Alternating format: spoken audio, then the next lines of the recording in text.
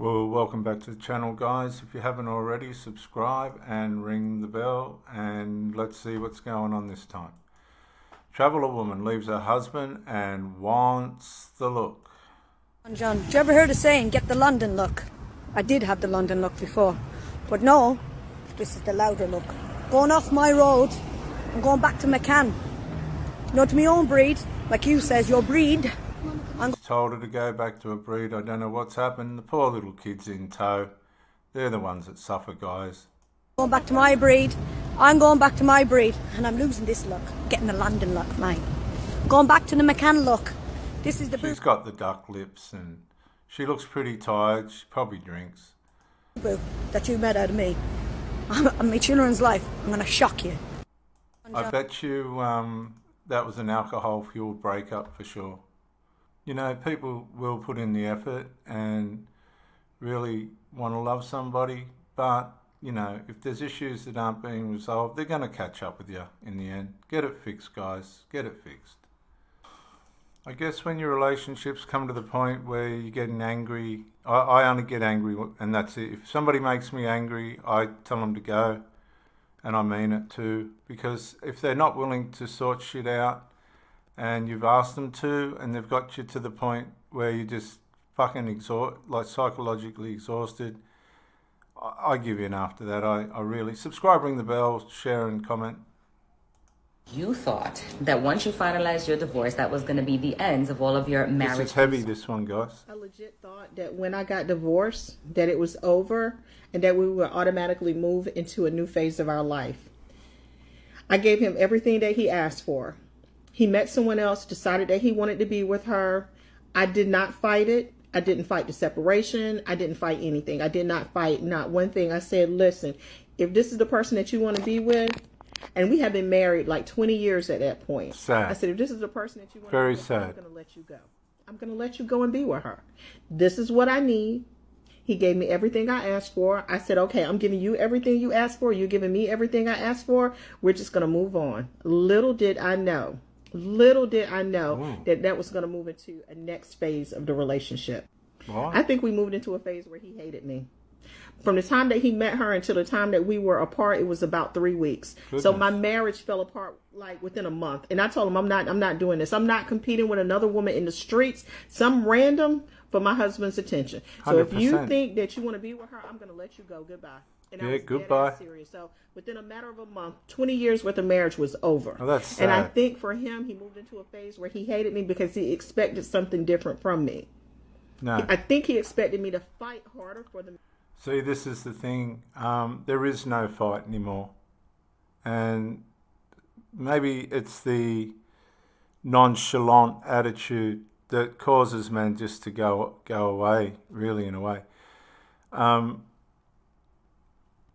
will fight for a relationship. I got no problem with that. But if the person's not doing their part to keep the issues out of it, there's really nothing to fight for, guys. You're only going to get trouble. For the marriage. And I was like, I'm not going to compete Very, with another woman. very well, and she shouldn't have to compete with another woman. And then that hatred, like, he exhibited it in very specific ways. Like, I'm literally trying to work with him, and he's actively working against me. And I could not understand That's it until terrible. years later. So we've been apart for 3 years. We're in a great place now because we've worked through all of this. That's but when good. she says the divorce is just the beginning, it is literally No. just the beginning. I think I was able to transition quicker because I have friends and family around me to help me. And then, hey, they said the best way to get over one man is to get under another one. And I got under one that was 11 years younger than him and 10 years younger than me. And I had the best damn Good luck time, and I with was able that. to get over some shit real quick. But yeah, it was still a emotional process where it was just the beginning, and we are just now getting to the point where we are able to see each other as separate entities, not as, I mean, he's always going to be my ex-husband, he's always going to be my child's father, but we are now kind of at a place where we're able to see each other as individuals, like where I see him as Michael, he sees me as Sean, versus... See, what you've got to understand, guys, is women really don't care for the most part if you come or go. She would have had the child as a fucking backdrop and friends, as she said. She fucking went cougar and got a little young bloke to run her through until she felt better. They say that, but who'd hang around with her too long? She's an old woman. So, you know, there's a bit of bullshit going on. And it seems like it was important for her to, you know, have peace with the bloke. She probably still loves him, to be honest. And, you know, it's just a fucking schmozzle, isn't it? Ex-spouse, the person I was supposed to be spending my life with. It is just now, it is somebody that I spent some time with. That period of my life is over, and now I'm ready to do something different. Like, we are just now getting to that point. But the divorce, man, that divorce is only the beginning of that transition. 100%. And this is what I say to my girlfriends, like, you know, this is real time. If you want to fuck around and waste it, you waste your own time. You're not going to waste mine. I as I said, I've never put these women in a position with my life where they can really get me in trouble for anything except their own fucking selfishnesses and that, which I won't tolerate. And particularly the last one, I gave a lot of grace towards her with her delusional sons, which I guess is a horrible thing to say, but they were really fucking little cunts, to be honest, for young men. Put them out in the man's world, they won't last long. But you know, you can be gracious to things and ignore issues to show that person that you love them. But that's really not going to guarantee that they'll make you a true part of their life. If those little cunts had a party or something, everybody else would be invited except for me.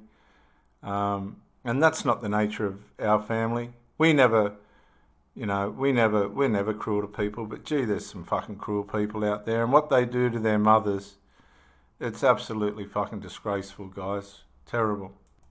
I'm not racist at all, guys. Really, I'm not. And fuck, you can learn a lot from the dark people. Really, you can. 10 years ago when I said I do, I made the biggest mistake that working wives make, especially successful ones. I was like, oh babe, it's okay. You don't have to worry. I can bring half of the bill.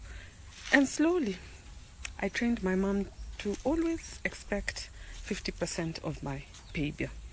At first, it wasn't anything because we were just the two of us. But with time, I got to realize it's never 50-50. As a woman, you do more. You have childbearing, you're looking after the home. If you're married and you're providing 50% because you feel you're successful and you have the money, the biggest reason why your man is not providing for you fully, and he can if he has a career, is because you've positioned yourself wrongly. You've positioned yourself to be like a man, to be... And she's spot on, you know. There's a lot of women, and this is a terrible mistake. They go too far in running after their men, and they let their men off with too much, and they weaken them. And when you weaken a man in terms of his responsibilities relevant to provision, it can psychologically cause passivity. And this woman's absolutely 100% spot on. You can make it too easy for a man to the point where he becomes passive, and that's not healthy for anyone. Independent. You've positioned him to expect your paycheck. 100% right. She was 100% right. And I understand these South African, these types of people, because I was married to one, and they're fucking brutal when it comes to money and stuff, but you can learn a lot from the dark people if you stop and listen to them. They're very, very wise in many, many instances. It's never too late, guys, but we really have to be fair, and these ladies have to be fair. Subscribe, ring the bell, and like, share, and comment, guys. I have 2 daughters from my... I met my second husband at 40 years old. I have 2 daughters from my first marriage, and he has 4 children. Something that I think is really important as you start to get back in like the world of dating later in life is not to discount people so quickly. Keep an open mind and get rid of this notion. Yeah, just let me say, I in my last relationship, I really never had a chance at the start of it to get to know this person. We were going along pretty well, and then her fucking adult children went wacko, and that was sort of set things back. So I left, and then I thought about it, and I thought, oh well, I'll give her another go, and she was in for it. So we gave it another go, but it was never going to progress anywhere because she was too enmeshed with the children. So I gave in the end. A couple of things happened, and I'd had enough. The next person that you meet or the next person that you marry has to have your checklist of yeses and nos. Chances are, if you're meeting someone or if you're dating later in life, the person that you meet is going to have some amount of children already. A lot of this is really about your attitude. Now, I'm not telling you to lower your standards. I'm telling you to have an open mind. Dating in our 20s was about searching for the perfect person who checked all the boxes. At 40 years old or later, I just don't think that that's realistic because guess what? Life happens. In our situation, we have a total of 6 kids. Do we have our moments? Of course we do. There's something really special about letting more love into your life and not less. And that's true, but there's also an element of fucking responsibility that comes with that as well, and I'm sure she's not negating that. But you find yourself in a situation where somebody's just fucking refusing to let things get sorted, and their children are standing over them, and I'll get fucked. No, give that a miss, guys. So I love you and leave you with this one, guys. I'll catch you on the next one. So I ate the other chicken cutlet. I have one more to go. And my mother-in-law just put fresh melon on the table. I wish I had my tahini. Now see that, her mother-in-law, this woman's been allowed to integrate into this man's fucking family. You try and go out with the Sheila that family don't fucking even want you there, and oh nah, honestly guys, there's some terrible abuse out there. Terrible, horrible, immature abuse. And my chamoy, but whatever. Maybe I'll bring some home for later.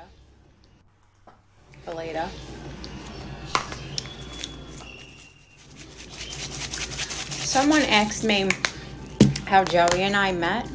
We met on the website Plenty of Fish about 11 or 12 years ago when the site wasn't a booty call website.